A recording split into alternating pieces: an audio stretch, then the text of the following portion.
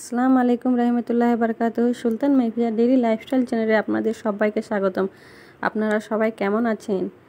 আশা করি আপনারা সবাই আল্লাহর রহমতে ভালো আছেন। আমরাও আল্লাহর রহমতে ভালো আছি। আজকে এখানে আমি একটা খুব সুন্দর একটা রেসিপি নিয়ে এসেছি, আর থাম্বনেল দেখে নিশ্চয়ই আপনারা বুঝতে পেরে গেছেন।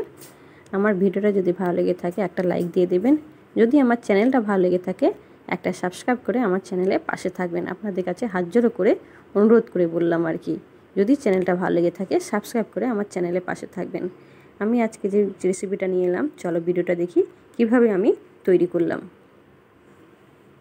কড়াতে আমি একটা সরষের তেল দিয়ে দিলাম, পেঁয়াজ দিয়ে দিলাম। এটা আমি পেঁয়াজ বেরেস্তা করার জন্য আমি পেঁয়াজটা ভেজে নিচ্ছি।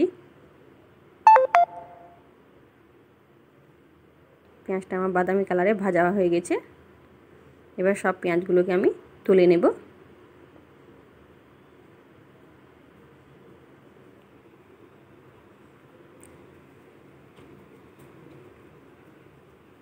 ওই তেলে কী করলাম, গরম মশলা দিয়ে দিলাম, তেজপাতা দুটো দিয়ে দিলাম, গরম মশলা এখানে দিয়ে দিলাম, গোটা জিরে দিয়েছি, গোটা এলাচ দিয়েছি, দারুচিনি দিয়েছি, গোলমরিচ দিয়েছি, আর অল্প আমি হিং দিয়েছি আর কি, সামান্য অল্প পরিমাণে। তারপরে পেঁয়াজ কুচি দিলাম, দিয়ে অল্প এখানে চিনিও একটু দিয়ে দিলাম, কালারটা খুব সুন্দর আসার জন্য আর কি।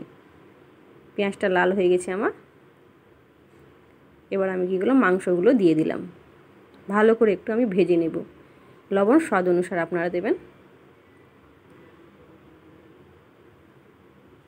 মাংসটা আমার ভাজা হয়ে গেছে, দেখেই বুঝতে পারছেন আমার লাল লাল হয়ে গেছে। এবার আমি কি করব, আদা রসুনের পেস্ট দিয়ে দিলাম, দুটো টমেটো কুচি দিয়ে দিলাম, দিয়ে আবার আমি ভালো করে ভেজে নেব। আমার মাংসটাও ভাজা হয়ে গেছে, কত সুন্দর কালার এসেছে আমার। হলুদ পাউডার 1 চামচ দিয়ে দিলাম, লঙ্কা পাউডার এখানে 1.5 চামচ দিলাম। আপনারা যে যেরকম ঝাল খেতে পছন্দ করেন সেইভাবে আপনারা লঙ্কা গুঁড়ো দিবেন। ভালো করে একটু ভেজে নিলাম। ভাজার পর আমি অল্প একটু জল দিয়ে দিলাম। ধনিয়া পাউডার দিয়ে দিলাম এখানে 2 চামচ, আর জিরে পাউডার দিয়ে দিলাম 1 চামচ, দিয়ে আবার আমি ভালো করে কষে নেব।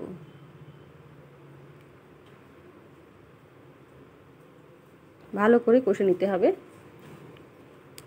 অল্প জল দিয়ে দিলাম।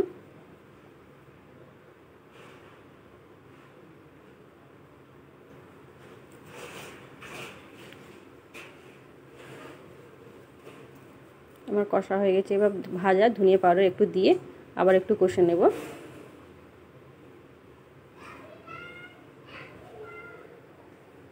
এবার জল দিয়ে দিব। কষা হয়ে গেছে আমার, এবার জলগুলো দিয়ে দিব। তরকারি দিয়ে জল দিয়ে দিলাম।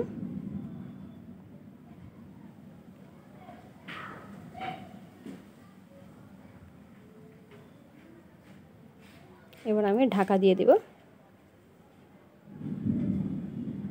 পেঁয়াজ বেরেস্তা করে যে রেখেছিলাম সেই বেরেস্তাগুলো সবগুলো দিয়ে দিব, উপর থেকে ছড়িয়ে দিয়ে দিব আর কি।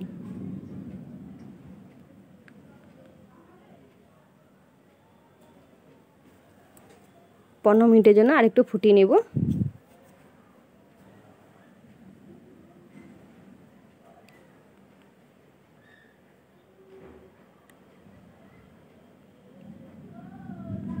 আপনারা এইভাবে রান্না করে দেখবেন, খুব সুন্দর লাগবে।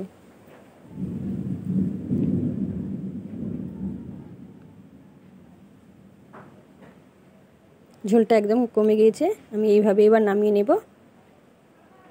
কত সুন্দর কালার হয়েছে দেখো বন্ধুরা, পুরো কালো ভুনা বলে না, সেই রকম টাইপের মতো, পুরো বিয়ে বাড়ির মতো।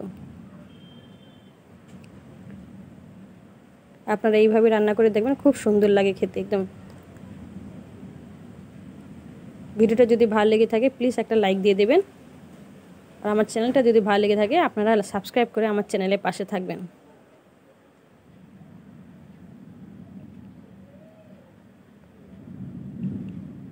পুরো টেনে টেনে কেউ ভিডিওটা দেখবেন না বন্ধুরা, পুরো সম্পূর্ণ ভিডিওটা যারা দেখেছেন তাদেরকে অনেক অনেক ধন্যবাদ।